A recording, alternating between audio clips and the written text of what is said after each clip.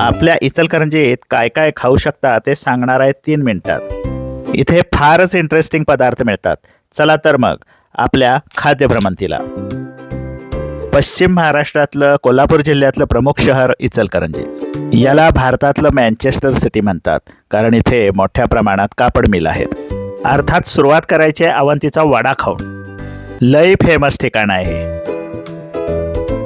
हा हा, खरपूस वडे, त्याचा घमघमाट बघूनच मन तृप्त झालं राव. इथे वड्यासोबत पाव नाही तर ब्रेडचा स्लाइस देतात आणि त्याच्यासोबत असते गरमागरम कढी. असा पावाच्या तुकड्यासोबत थोडा वडा मोडून घ्यायचा आणि तो कढीत बुडवून असा खायचा. लय भारी, एकदम रापचिक चव आहे. छोट्या सरकाराने बरणीतून मावा बर्फी काढून खाल्ली आणि तोंड गोड केलं. आपला दुसरा स्पॉट आहे दत्त भेळ. इथे ओली आणि सुकी भेळ दोन्ही पण एकदम चटपटीत असतात.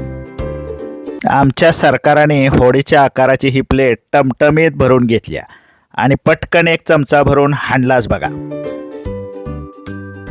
आंबटगोड झणझणीत चवीची अशी भेळ आणि सोबत वाफाळलेली हिरवी मिरची.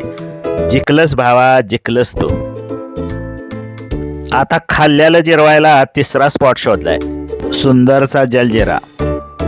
भावानं आम्हाला बघून बारक्या ग्लासात लिंबू, मीठ, पुदिन्याची चटणी घालून चांगला मसाला बनवला. सोड्याचा मग हातात देऊन भावानं इशारा केला. मगाच्या हिरव्या चटणीचा बारका ग्लास माझ्या हातातल्या सोड्यात बुडवला आणि मला लागलीच 2 घोट प्यायला लावला. नंतर चमचाभर चाट मसाला टाकून ढवळून तयार केला इथला जगप्रसिद्ध जलजिरा. नाका तोंडातल्या झिंजिने आपाक मेंदवा पतूर गेल्या. आता आपला तिसरा स्पॉट आहे शंभूतीर्थाजवळची शिवभोलेची दाबेली. इथल्या दाबेलीचा विषयच लय भारी आहे. मापात तिखट, मापात गोड असा जो काय माल मसाला आत भरलाय ना, आहा हा. आता पोटाला गारेगार करायचा हा ब्रँड 46 वर्ष जुना आहे बरं का. रामबाबू शर्मा नावाच्या या माणसानं इथूनच याची सुरुवात केली. छोट्या सरकाराने पहिलं चॉकलेट हाणलं, नंतर मँगो आईस्क्रीम हाणलं, नंतर म्हणले जरा ड्रायफ्रूटवाला फालुद्याचा ग्लास मागवा की. जरा खातो म्हणून फालुद्याचा ग्लास मम्मीनंच हाणला. मग म्हणले एवढा झालाय तर अजून होऊ दे खर्च.